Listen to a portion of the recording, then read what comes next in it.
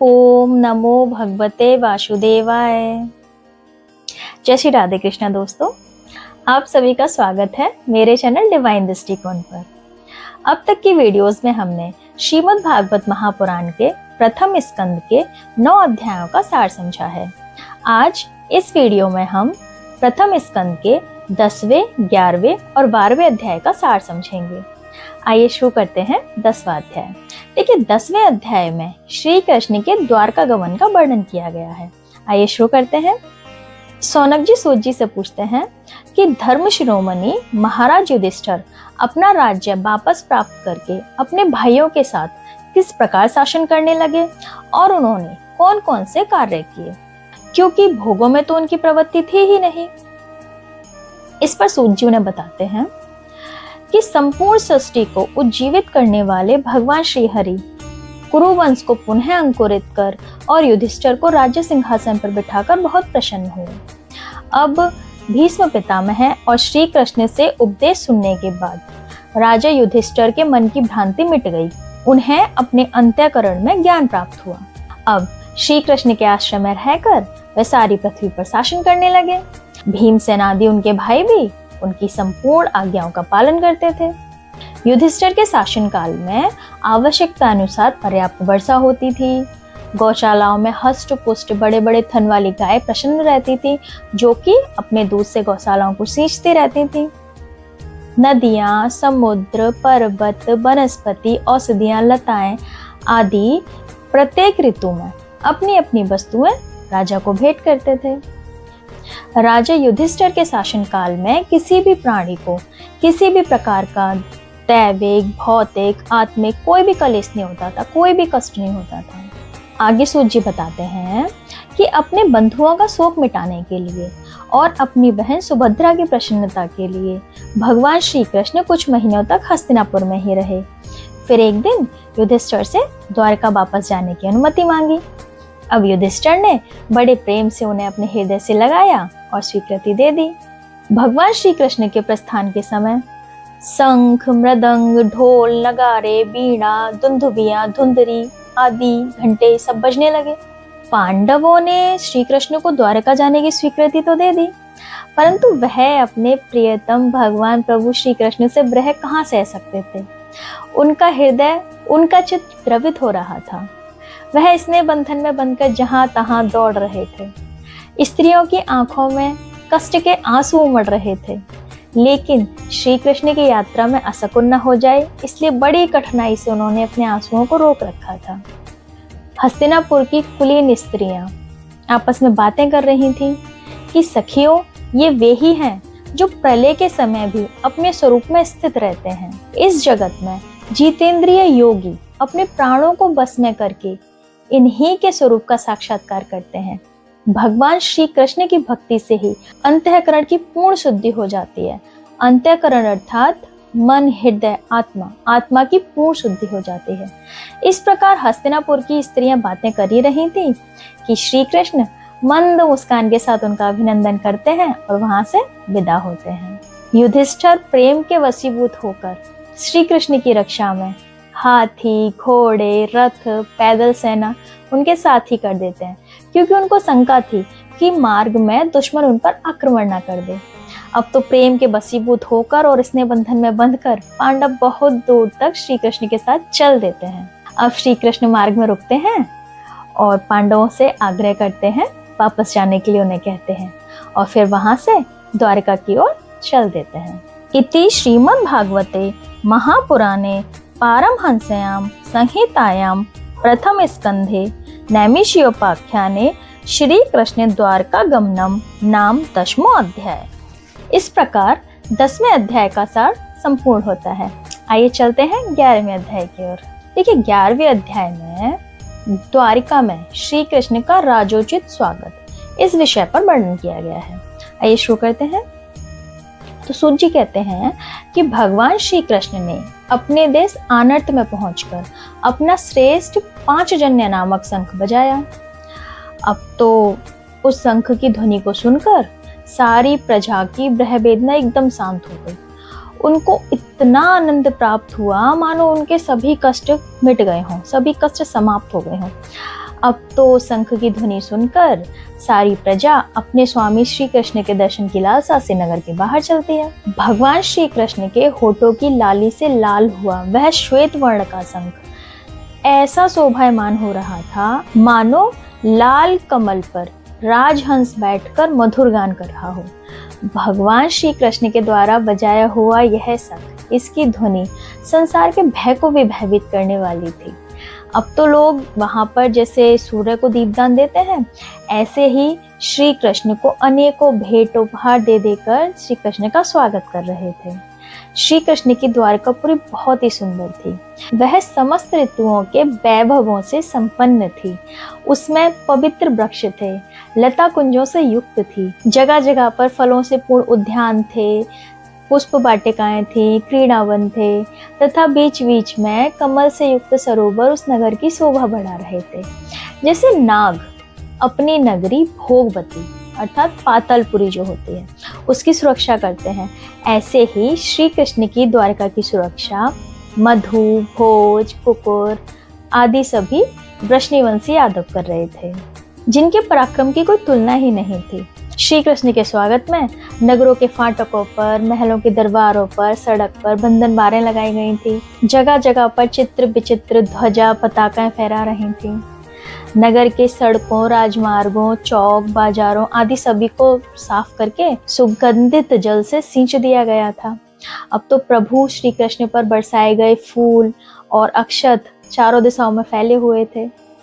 उस समय का नजारा बहुत ही भव्य मालूम पड़ रहा था। अब प्रत्येक घर के दरवाजे पर दही, ईख, धूप, दीप, फल, जल से भरे हुए कलश, उपहार की वस्तुएं, भेंटें आदि सभी सजा दी गई थी। द्वारका नगरी बिल्कुल दुल्हन की तरह सज रही थी। उस समय का नजारा बड़ा ही भव्य मालूम पड़ रहा था। जब वसुदेव, उग्रसेन, अक्रूर, प्रद्युम्न, बलराम, साम आदि को यह समाचार मिला कि हमारे प्रियतम श्री कृष्ण आ रहे हैं, तब तो उनके अंदर हृदय की लहर उमड़ आई। उन्होंने अपने सभी आवश्यक कार्य, उठना बैठना सब कुछ छोड़ दिया।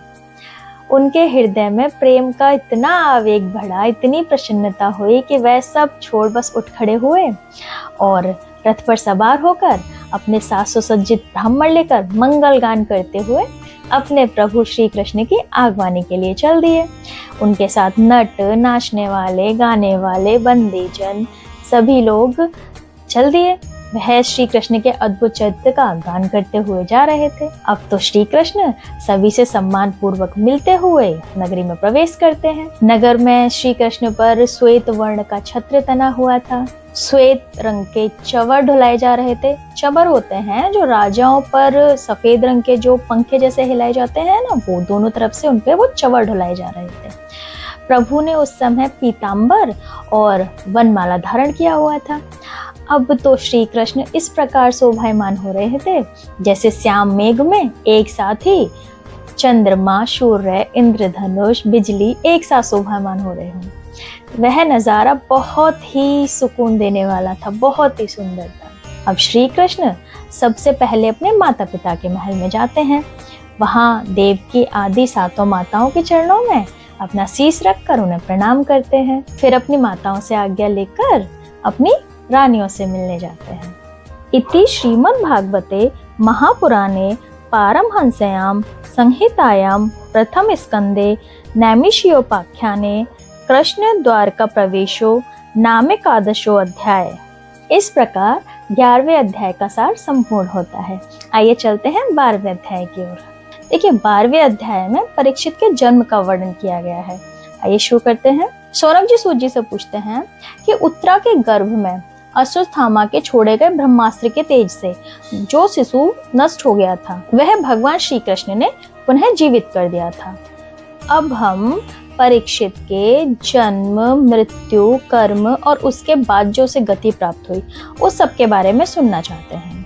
तब सूत जी कहते हैं, महाराज युधिष्ठिर अपनी प्रजा को प्रसन्न रखते हुए पिता के समान उसका पालन करने लगे।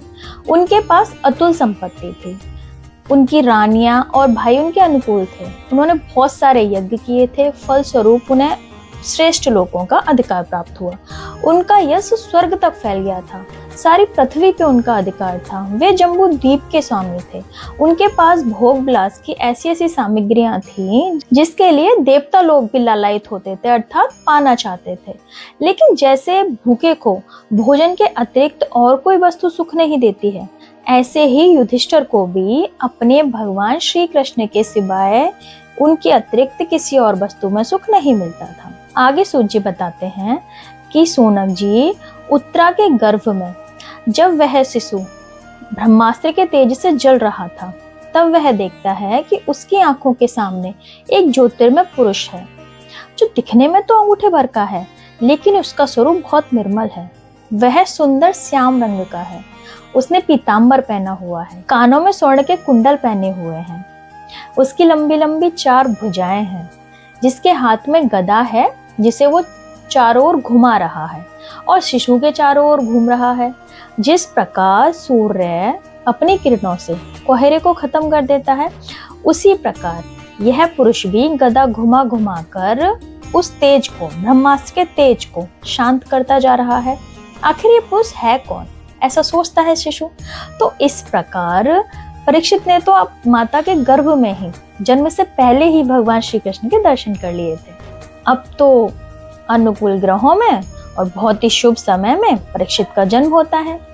अब तो यह बालक जन्म के समय ही इतना तेजस्वी जान पड़ता है, इतना तेजस्वी दिखाई पड़ता है कि मानो पांडु ने ही जन्म ले लिया हो। अब तो पौत्र के जन्म की, पौत्र होता है पुत्र का भी पुत्र, यानी कि हम जिसे नाती कहते हैं। अब तो पौत्र के जन्म की बात सुनकर युधिष्ठिर को बड़ी प्रसन्नता हुई, बड़े खुश हुए, वो बड़ा आनंद प्राप्त हुआ। अब तो वह धौम्य, कृपाचार्य आदि ब्राह्मणों को निमंत्रण देते हैं, उन्हें अपने पास बुलाते हैं तथा बालक के सभी संस्कार करवाते हैं। चूंकि युधिष्ठिर को दान करने का योग्य समय पता था, इसलिए वह प्रजातीर्थ नामक काल में, अर्थात नाल, जो नाल कटता है ना बच्चों का, नाल कटने से पहले का समय, उसे कहते हैं प्रजातीर्थ। अब तो वह प्रजातीर्थ नामक काल में ब्राह्मणों को बहुत से उपहार, भेंट, गाय, घोड़े, हाथी, उत्तम अन्न सब दान करते हैं, खूब मन भर के दान देते हैं। अब तो ब्राह्मण दान से संतुष्ट होकर, खूब प्रसन्न होकर युधिष्ठिर से कहते हैं कि हे राजन, कौरवों ने तो आपका वंश लगभग नष्ट ही कर दिया था, लेकिन भगवान विष्णु ने आप पे कृपा की और यह बालक देकर आपके वंश की रक्षा की। इसलिए इस बालक का नाम विष्णुरात होगा। इस प्रकार परीक्षित का नाम विष्णुरात रखा गया था नामकरण के समय पर। आगे चलकर ये परीक्षित नाम से प्रसिद्ध हुए थे। इनका नाम परीक्षित कैसे पड़ा, ये हम वीडियो में आगे बताएंगे। अब तो युधिष्ठिर ब्राह्मण से पूछते हैं बालक के विषय में कि बालक कैसा होगा, क्या इसका आचार व्यवहार रहेगा। तब ब्राह्मण उन्हें बताते हैं कि हे धर्मपुत्र, यह बालक मनुपुत्र इक्ष्वाकु के समान अपनी प्रजा का पालन करेगा, दुष्यंत के पुत्र भरत के समान अपने वंश का यश फैलाएगा, भगवान विष्णु के समान दातार रहेगा, भगवान श्री राम के समान ब्राह्मण भक्त और सत्य प्रतिज्ञा होगा, हिमालय के समान आश्रय देने वाला होगा, माता पिता के समान सहनशील होगा, भगवान शंकर के समान कृपालु होगा, सिंह के समान पराक्रमी होगा, वृद्धों का सेवक होगा, धनुर्धरों में अर्जुन के समान होगा तथा पृथ्वी माता की सुरक्षा और धर्म की रक्षा के लिए ये कलयुग का भी दमन करेगा। इसे ब्राह्मण कुमार से शाप मिलेगा कि तक्षक नाग के डसने से इनकी मृत्यु होगी। तब यह अपनी मृत्यु का समाचार सुनकर सभी आसक्तियों को छोड़ देगा और सुखदेव के द्वारा इनको ज्ञान प्राप्त होगा तथा सुखदेव के द्वारा ज्ञान प्राप्त करके गंगा तट पर अपने शरीर को त्याग देगा। अब तो बालक के विषय में बताकर भेंट आदि पाकर ब्राह्मण वहां से चले गए। अब यह बालक आगे जाकर परीक्षित नाम से प्रसिद्ध हुआ, क्योंकि गर्भ में जिस पुरुष का इन्होंने दर्शन किया था वह हर व्यक्ति की परीक्षा करते थे, ढूंढते थे कि कहीं इसी में तो वह पुरुष नहीं है। इस कारण इनका नाम परीक्षित हुआ। आगे सूत जी बताते हैं कि अब युधिष्ठिर अपने स्वजनों की मृत्यु का प्रायश्चित करने के लिए अश्वमेध यज्ञ करने का विचार करते हैं।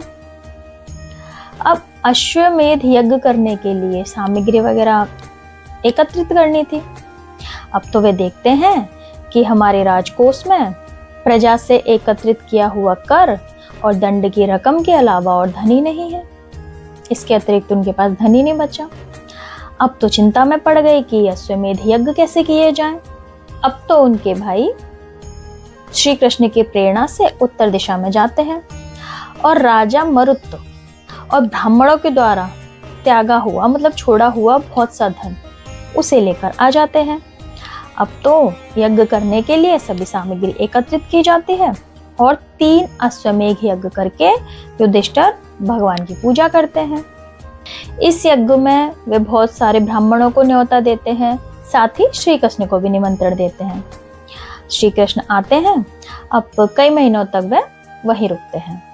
इसके बाद अर्जुन के साथ श्री कृष्ण द्वारका को चले जाते हैं। इति श्रीमद्भागवते महापुराणे पारमहंस्यां संहितायां प्रथम स्कंदे नैमिषीयोपाख्याने परीक्षित जन्माद्योकर्षो नाम 12वां अध्याय। इस प्रकार 12वें अध्याय का सार संपूर्ण होता है। उम्मीद है आज का वीडियो आप सभी को पसंद आया होगा। यदि आप सभी को हमारा वीडियो पसंद आया है तो हमारे वीडियो को लाइक करें तथा आगे के अध्यायों का सार समझने के लिए बने रहें हमारे चैनल डिवाइन दृष्टिकोण पर। यदि इस वीडियो से रिलेटेड आप कोई सजेशन देना चाहते हैं या आपका कोई प्रश्न है तो आप हमें कमेंट कर सकते हैं। धन्यवाद। जय श्री राधे कृष्णा।